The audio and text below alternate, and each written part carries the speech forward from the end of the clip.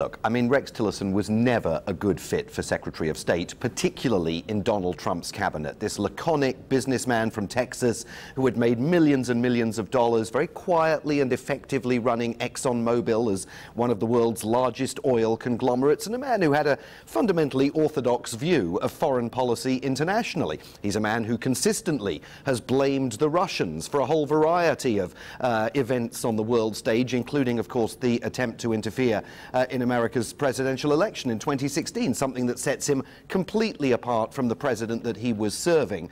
And I think, to all intents and purposes, Dan, Rex Tillerson had been a dead man walking in Donald Trump's cabinet ever since that moment last year when he was unable publicly to deny that he had called Donald Trump a moron. You call the president you serve a moron, at the end of the day you can't really carry on serving him. I find it fascinating. In South Africa, when you fire a minister, there's a statement issued, and he fired him via Twitter. Via Twitter. I mean, and then a big row and a dispute over whether they had spoken last Friday, as the White House suggested when Rex Tillerson was traveling in Africa, or whether Rex Tillerson was suddenly told, cut short your trip to Chad, cut short your trip to Nigeria, get back to the United States because something's up with regards to your future. The State Department insists Tillerson learnt he had been fired when someone showed him a cell phone with the president's tweet.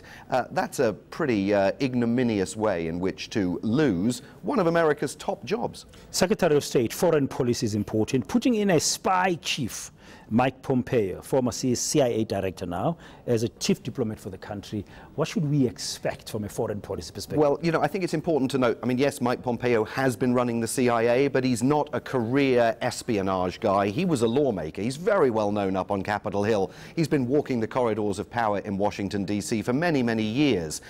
He and Donald Trump, as you heard the president say there, they are political, philosophical and ideological soulmates.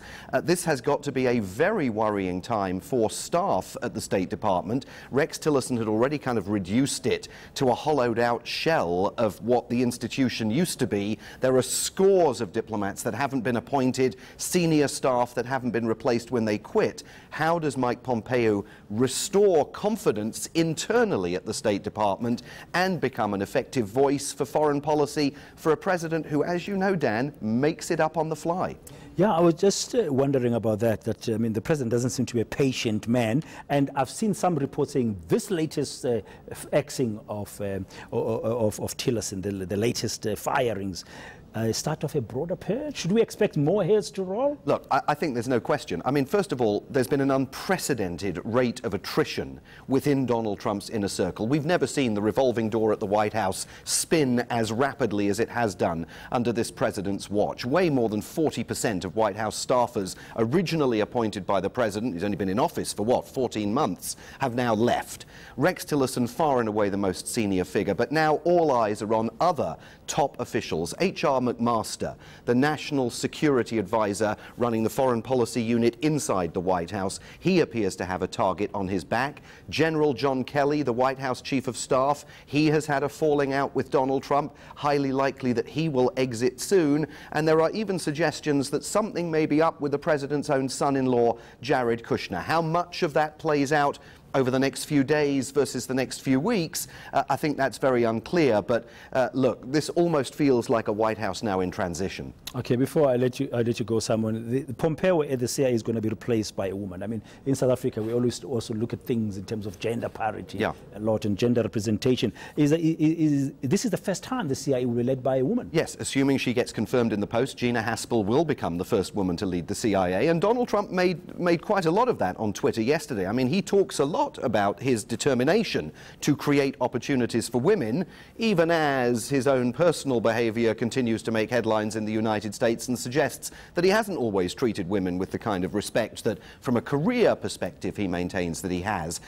She's going to have a tough confirmation hearing. She has been a career espionage person involved in some of those torture sessions that took place in the aftermath of the war on Iraq, the invasion of Iraq.